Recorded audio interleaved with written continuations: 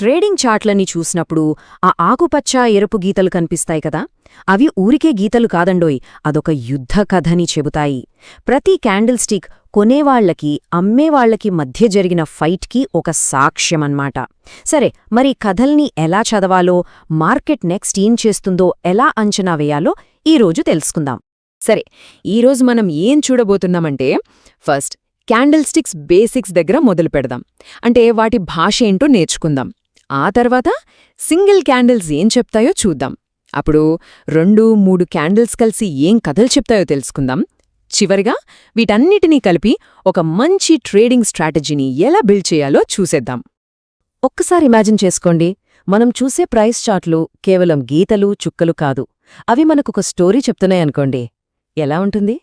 అందులో ప్రతి candle stick ఒక క్యారెక్టర్లాగా, దాని కదలికలు స్టోరీలో వచ్చే ట్విస్ట్లులాగా ఉంటే, సరిగ్గా ఇదే కొత్త యాంగిల్లో మనమిప్పుడు క్యాండిల్స్ని అర్థం చేసుకోబోతున్నాం. సరే, ఈ కథల్ని చదవాలంటే ముందు మనకు వాటి భాష రావాలి కదా. అందుకే ఈ సెక్షన్లో ప్రతి క్యాండిల్ ఏం చెప్తుందో అర్థం చేసుకోవడానికి కావలసిన బేసిక్స్ చూద్దాం.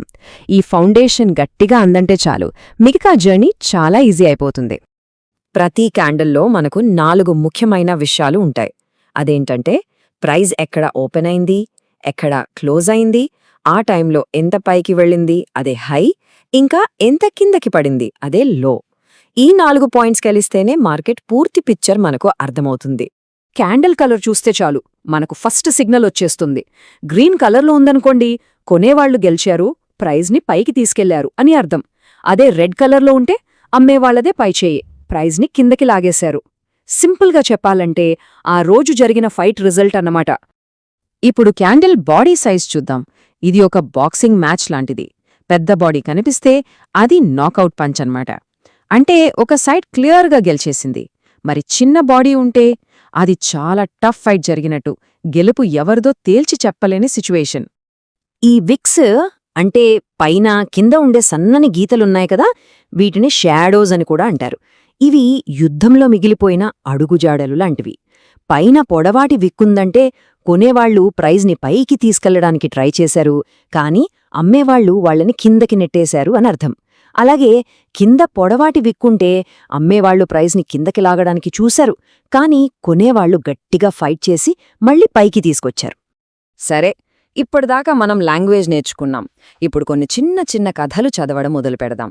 ఎందుకంటే కొన్నిసార్లు ఒకే ఒక్క క్యాండిల్ చాలు మార్కెట్లో రాబోయే పెద్ద మార్పు గురించి మనకు చెప్పేస్తుంది. అలాంటి కొన్ని ఇంట్రెస్టింగ్ క్యాండిల్స్ని ఇప్పుడు చూద్దాం. మొదటిది బుల్లిష్ పిన్ బార్. దీని చూస్తే ఎలా ఉంటుందంటే, మార్కెట్ గట్టిగా అరుస్తున్నట్టు, హే కొనేవాళ్లు బలల్లా తిరిగొచ్చారు అని. దీనికి కరెక్ట్గా ఆపోజిట్ బేరిష్ పిన్ బార్. దానికి పైన పొడవాటి విక్కుంటుంది, అంటే ప్రైస్ కిందికి పడే ఛాన్స్ ఉందని వార్నింగ్ ఇస్తున్నట్టు. దీని వెనుకున్న సైకాలజీని అర్థం చేసుకోవడం చాలా ముఖ్యం. చూడండి, ఫస్ట్ అమ్మేవాళ్లు ఫుల్ పవర్తో ప్రైజ్ని కిందకి లాగేస్తారు, కానీ వాళ్ల బలం సరిపోదు. అప్పుడే కొనేవాళ్లు ఎంట్రీ ఇచ్చి వాళ్లని పూర్తిగా వెనక్కి నెట్టేస్తారు. సో ఇది అమ్మేవాళ్ల ఫెయిల్డ్ అటాక్, కొనేవాళ్ల పవర్ఫుల్ కమ్బ్యాక్ అని చెప్పొచ్చు. Next doji. ఇది ఒక టైం మ్యాచ్ లాంటిది, ఒక సందిగ్ధ పరిస్థితి. కొనేవాళ్లు అమ్మేవాళ్లు గట్టిగా ఫైట్ చేశారు, కానీ ఎవ్వరూ గెలవలేదు. మార్కెట్ కాసేపు ఆగి నెక్స్ట్ ఏం చేద్దాం అని ఆలోచిస్తున్న టైం అన్నమాట ఇది. ఈ డోజీని బాగా షేక్ చేసిన ఒక సోడా బాటిల్లాగా ఊహించుకోండి. లోపల ప్రెజర్ ఎలా బిల్డ్ అవుతుంది? సేమ్, ఇక్కడ కూడా మార్కెట్లో టెన్షన్ పెరిగిపోతుంది. త్వరలో ఏదో ఒక వైపు పెద్ద మూవ్ రాబోతోందని ఇది మనకు ఇచ్చే వార్నింగ్. సో ఆ బ్రేకౌట్ కోసం మనం రెడీగా ఉండాలి. ఓకే, సింగిల్ క్యాండిల్స్ కథలు విన్నాం కదా, ఇప్పుడు కొంచెం పెద్ద కథల వైపు వెళ్దాం. అంటే 2 క్యాండిల్స్ చెప్పే కథలు. ఈ ప్యాటర్న్స్తో మార్కెట్ డైనమిక్స్లో చాలా డ్రమాటిక్ చేంజెస్ కనిపిస్తాయి. దీంట్లో మొదటిది బుల్లిష్ ఎన్గల్ఫింగ్ ప్యాటర్న్. పేరులోనే ఉంది కదా, ఎన్గల్ఫ్ అంటే కప్పేయడం. ఇక్కడ ఒక పెద్ద గ్రీన్ క్యాండిల్ దాని ముందున్న చిన్న రెడ్ క్యాండిల్ని పూర్తిగా మింగేస్తుంది. దీని అర్థమేంటంటే, కొనేవాళ్లు మార్కెట్ని కంప్లీట్గా తమ కంట్రోల్లోకి తీసుకున్నారు అని. దీనికి ఆపోజిట్ బేరిష్ ఎన్గల్ఫింగ్ ప్యాటర్న్. అక్కడ పెద్ద రెడ్ క్యాండిల్ గ్రీన్ క్యాండిల్ని కప్పేస్తుంది. దీని కథ ఏంటంటే, ఇదొక సడన్ టేకోవర్. ఫస్ట్ పీరియడ్లో అమ్మేవాళ్ల హవా నడుస్తుంది, కానీ నెక్స్ట్ పీరియడ్లోనే కొనేవాళ్లు ఎంటరై సిచ్యువేషన్ని పూర్తిగా మార్చేస్తారు. అంటే మార్కెట్ డైరెక్షన్ని 180 డిగ్రీలు తిప్పేస్తారు. ఇది చాలా చాలా పవర్ఫుల్ సిగ్నల్. 2 క్యాండిల్స్ చూసాం. ఇప్పుడు 3 క్యాండిల్స్ చెప్పే పూర్తి కథలు విందాం. వీటికి ఒక బిగినింగ్, మిడిల్, ఎండ్ అన్నీ ఉంటాయి. ఒక సినిమా స్టోరీలా అన్నమాట. ఇది మార్కెట్లో పెద్ద పెద్ద టర్నింగ్ పాయింట్స్ని సూచిస్తాయి. ఇదిగో మార్నింగ్ స్టార్, పేర్లోనే ఉంది. ఉదయిస్తున్న సూర్యుడిలా ఇది మార్కెట్లో ఒక కొత్త ఆశను చూపిస్తుంది. సాధారణంగా ఒక డౌన్ ట్రెండ్ చివర్లో ఇది కనిపిస్తుంది. దీనికి ఒక ఈవిల్ ట్విన్ కూడా ఉంది. అదే ఈవినింగ్ స్టార్.